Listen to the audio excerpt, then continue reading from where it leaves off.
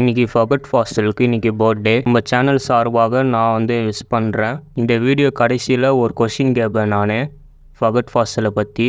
அதுக்கு நீங்கள் ஆன்சர் பண்ணுங்கள். வேட்டையன் படத்தில் இருந்து இன்னைக்கு ஃபகத் ஃபாசிலோட போஸ்ட் ஒன்று ரிலீஸ் பண்ணியிருக்காங்க.